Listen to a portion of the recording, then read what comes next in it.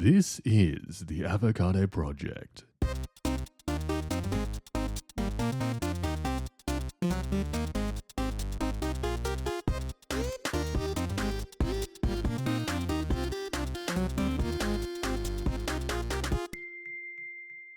I bought some Nautica 2 a couple of days ago, Oh yeah. and Is this the sequel? it was the sequel. Oh, no, sorry. Yeah, the sequel. So we had Subnautica 1, which I loved, and then they brought out Below Zero, which was okay, but it was like a light version of Subnautica. The map was smaller. I don't know, just nothing was really scary.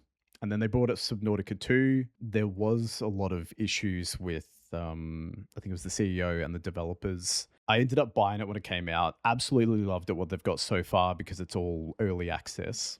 Oh, this is And early access for Subnautica. yes, so Well, how much was it? it was, oh, that's actually a really good question. I think I spent something along the lines of like, it'd be like 35 to $40, Wow. Okay. but it'll be a total of 3 years until everything gets released, which I'm happy with. Like, I've spent 20 hours in it so far. I'm up to date with all the content. I loved it. I'm happy. The reason why I'm going on this this long tangent is hmm they started talking about stuff like the EULA. There was a lot of issues with when people had bought this game. Yep. They looked into it more and had the end user license agreement. This comes around into stuff like your ownership, publisher control, and it just kind of puts a little bit of distrust between players and corporations. And a lot of people don't really read EULAs. Recently, people have started paying more attention because modern games are becoming increasingly tied to online services, account systems, and data collection. And with Subnautica 2, some players became nervous about the broad language in the user agreement and the policies that they had laid out. And it was especially around the data collection, the account requirements, and it was the idea that companies can change terms later. That was their biggest issue with it. The issue isn't just Subnautica specifically. It's gamers are becoming more aware that they don't really own games anymore the way they used to. So you're often buying a license tied to servers, accounts, and terms that can change over time. Yep. I know that because I know when I used to play League of Legends, at any time, Riot Games or Tencent, they can shut down the game, and every skin that you have purchased, every achievement that you've got in the game, your ranks can all disappear. It's insane. I don't want to put this as EULA equals evil, just a lack of trust in the industry overall. Because people are already frustrated with battle passes, subscriptions, online requirements, and disappearing into digital content. So when they see massive legal agreements attached to games, it feeds into this bigger fear that corporations have too much control over the products players buy. And, for me, I'm the consumer, right? I want to buy a game and I want to be able to own that game and not have that fear that something is going to be pulled away from me, right? Basically, gaming became too big to fail, which ironically made companies terrified of failure.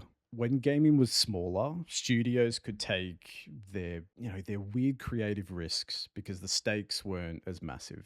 Once gaming became mainstream or mainstream in entertainment, which is also bigger than movies in some areas if you think about it, corporations and investors got involved heavily. And I was only talking about this the other day with a couple of people. I was saying that shareholders don't look at games emotionally, because when you're the player or the consumer that wants to play this game, you're there to enjoy it, to go through the story, have fun with it, be invested into it. You don't want to have these tiny little things sprinkled in there that is related to, growth charts, quarterly earnings, and recurring spending when it comes to games. So you're talking about like microtransactions and cosmetics and stuff like that that's implemented in live service games. Yeah. If a game costs $250 million to make, this is just or like 200 to 250 million, executives stop asking, is this creative? And then they start asking, how do we guarantee profit? Then what happens to something like this is safe design starts happening. When you've got something like an open world, right? It becomes checklists. Every game gets their RPG mechanics. Every game needs their cosmetics, their microtransactions, like you said, and every game needs that long-term monetization. That's why you have your battle passes, your cosmetics, your emotes, and nobody wants to explain to the investors why their giant budget game failed. So they implement these things to keep the shareholders and the investors happy, but it comes with a cost and it starts to piss off a lot of the players. Yeah, yeah. Yeah, well, that's basically what you've described is just capitalism 101. Having all these investors and in games, especially live service games, it's all about, these developers, these game developers have to please their bigger bosses. Now, otherwise, they'll invest the money elsewhere if they're not going to see the return for profit. That business model has been implemented in so many games. If we're speaking live service games, games like League of Legends, Fortnite, World of Warcraft. I mean, I guess World of Warcraft, you can say, Right. has always had a subscription model, but now it's just filled with cosmetics. They have an in-game shop. You can also buy boosts to get ahead or to catch up with end-game content. But what's interesting about Blizzard, now we're speaking specifically about Blizzard, is that I have World of Warcraft in my library. I also have Crash Bandicoot 4 in my library. Now, in order for me to play Crash Bandicoot 4, I need to have my internet on and active. For an offline game, a game that could otherwise be played offline, the BattleNet client has to be opened. Why do I need to do that for a platformer game that's not online? It's not a live service game. It's starting to be embedded in a lot of these clients. Now, we see lots of clients now. We have an EA Games client, Right. Blizzard client. We all see these studios with their own clients, and the only way you could access their games is through their clients. I mean, you can't even play The Sims 4 unless you download the EA Games client. I hate EA so much when they do this stuff. It's the same with Ubisoft when I go to play Far Cry, and I don't want to just download their client just to play a game that I bought when I was a kid.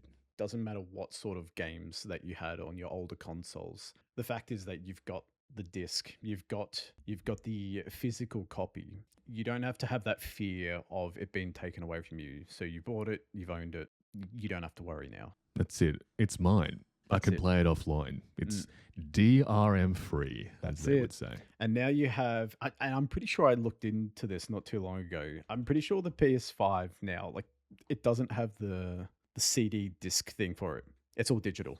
All the digital PS5 games now require an active online validation. This means you must connect your console to the PlayStation Network. I think it's at least every 30 days, because without this regular check-in, your digital game library will literally just lock up until you go back online. So you will not be able to play these unless you refresh your license, even if you've bought the game as well. It's disgusting. I hate it. What? Yeah, no, this was a little while ago. There was a lot of outrage about this. It was not good at all. The PS5 Pro is the only one that doesn't have the disc drive, but the PS5 that came out a while ago does. But when they brought out the Pro, the PS5 Pro doesn't come with a disc drive because Sony says it's giving players choices, like the choice to spend $80 extra to play the physical games most players have. And I thought it was... That's not a choice. It's not a choice. That's exactly spot on. That's forcing people to make the choice. Yeah, it's a trap. Is it not? Yeah, it's a trap, and it's a bullshit excuse saying given choice to the players, you buy a digital copy, and if they take it away, that's basically it. Physical copies are just a no-no, and it's the same with Nintendo Switch as well. Don't think because you're buying the game cartridge, the game is automatically on there. No, that's a activation key to download the software offline.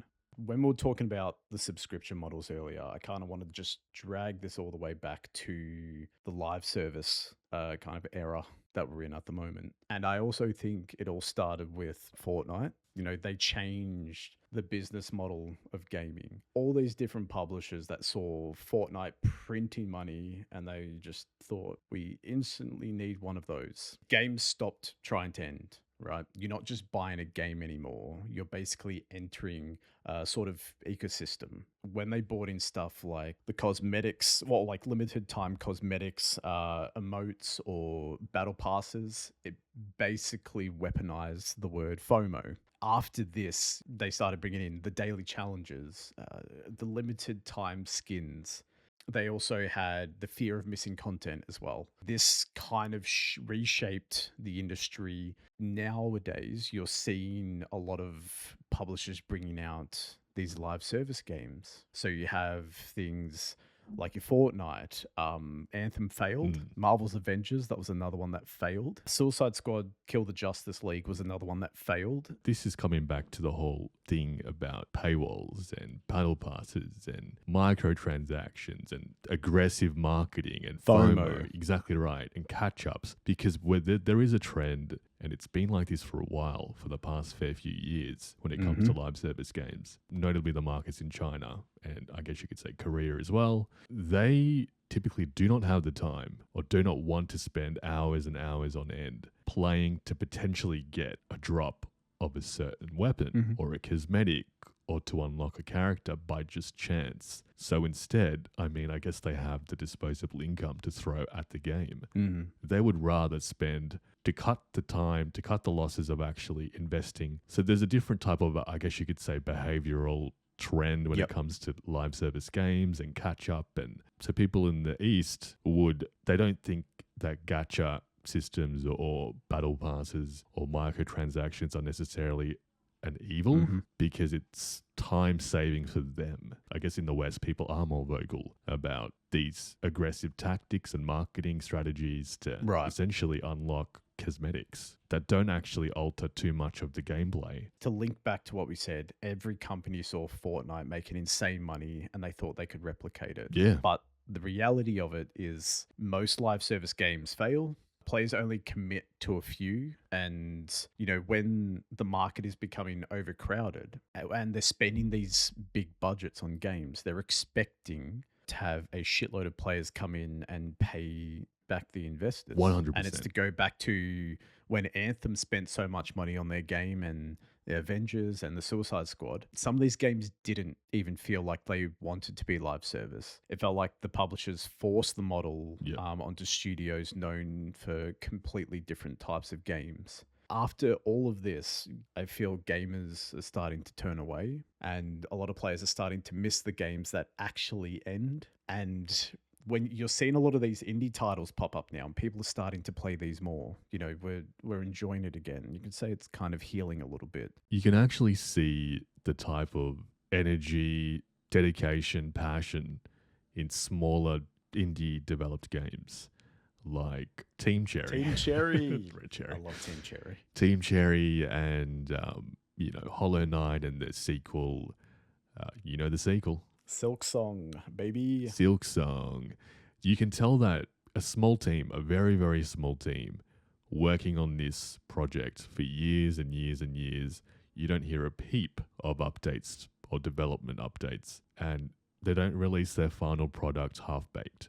The quality, you can see the amount of work and the story. I mean, everything from the sound effects to the voiceovers to, the writing and the visual. And the soundtrack. The soundtracks and the soundtracks and just the visual. It doesn't have to be flashy. It doesn't have to be AAA quality. A different type of art style. They put themselves in the position of a person playing the game versus a business model of just trying to collect money. Team Cherry brought out an amazing product, which is Hollow Knight. When they announced Silk Song, people were happy to wait because the game Hollow Knight was an amazing product and they had that loyal fan base that said, I'm happy to wait no matter what. And the game came out and they delivered and the game was amazing. And not to mention that they're bringing out a whole ass DLC for free. They're not charging people. You know, people still clearly love Yeah, games. You know, the biggest thing players seem to want now isn't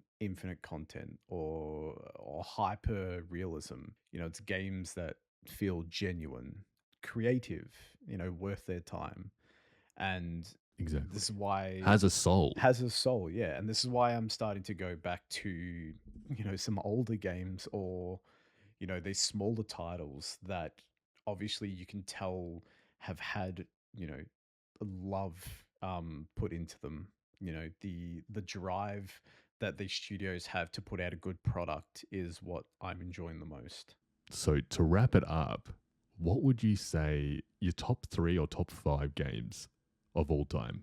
Oh, why would you do this to me? This is going to be a tough one. All right, number 5. Because I didn't have time to prepare for this. I think I've got 3 in my mind so far. Number 5, I'm going to say The Last of Us 1. Right. Number 4. Number 4. Ooh, okay. I would say Fallout 3.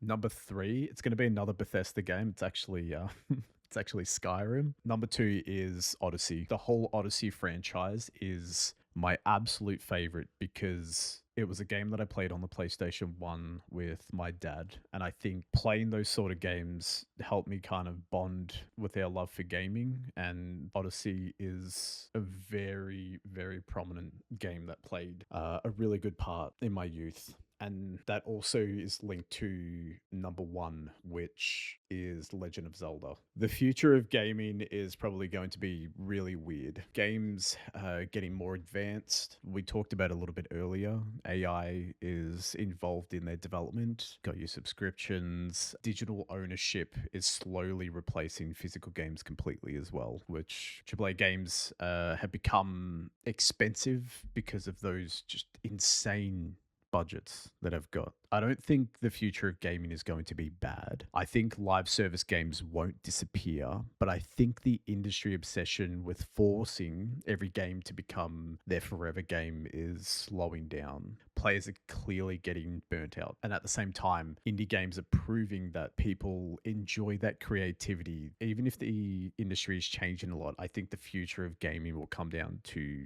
just one thing, and whether studios remember that players want experiences that feel human, you know, something that you can immerse yourself in, that you Yep. can fall in love within, and just not having products designed to keep them spending money forever, because that's not what gaming should be about. Gaming is supposed to be fun, it's supposed to be enjoyable. Yep. It shouldn't have to have an impact on my wallet the whole time it's out. If you like our content, lend us your support by dropping a like, comment, and subscribe. This helps us push out our podcast to more people. Thank you for listening to the Avocado Project.